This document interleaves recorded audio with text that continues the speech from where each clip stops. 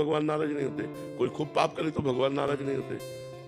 आपको बीज दे दिया गया और खेती दे दी गई, जैसा मना वैसा बो, काटना आपको पड़ेगा, काटना आपको पड़ेगा।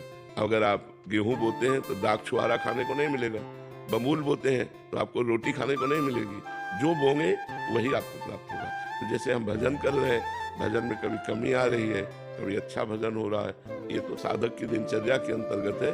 हमको हठी स्वभाव बनाना पड़ेगा। जैसे हम अपने व्यापार में अगर 500 रुपया प्रॉफिट आज की और 10 दिन लगातार 500 रुपया प्रॉफिट हुई, तो 11वें दिन 300 रुपया हमें बर्दाश्त नहीं होंगे। ऐसे ही साधक भजन का होता है कि हमारा इतना भजन चल रहा है, वो अगर कम हुआ तो बेचैन हो जाता है कि नहीं यार ये बर्दाश्त। अगर वो बर्दाश्त करना सीख गया तो विषयों में गिर जाएगा।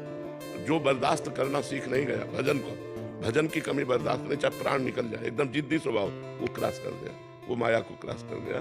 वैसे तो साधक अवस्था में कभी मन, नियम को नहीं तोड़ना, हमारी बात समझना। अगर सही मार्ग में चलना चाहते हो तो मानो हमने 2 घंटे का नियम लिया या 11 माला का नियम लिया, अब मन लगे ना लगे मुझे 11 माला तक पहुंचना है।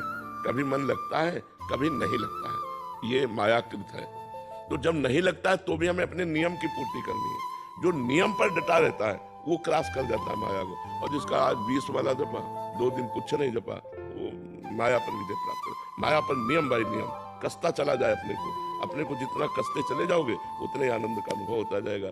और जब तक हमारे पाप नष्ट नहीं होते तब तक भगवदानंद की अनुभूति नहीं होती। जैसे आप माला जप रहे हो, भजन कर रहे हो, तो आपको अनुभूति नहीं हो रही, तो आप चिंता ना करो, वो प्रोसेस चालू है।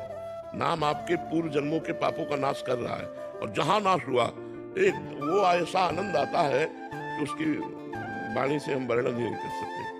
मतलब स्मृति लोप हो जाती है संसार की, एक बहुत आनंद। वो कैसे अनिर्वचनीय बात को जो अनुभवगम में भजे जी संता, जिसे अनुभव के द्वारा, तो उसे वाणी के द्वारा कैसे वर्णन किया जा सकता है। तो क्या नियम पूर्वक चलने वाला ही माया पर विजय प्राप्त करता है, ध्यान रख लेना। आज 11 माला जपा, कल 5 माला जपा, परसों 2 माला जपा, 4 दिन नहीं जपा, ये महत्वपूर्ण नहीं। 11 तो 11, अगर सुबह नहीं जप पाए तो दोपहर के नहीं जप पाए तो शाम के 24 घंटे में अगर 11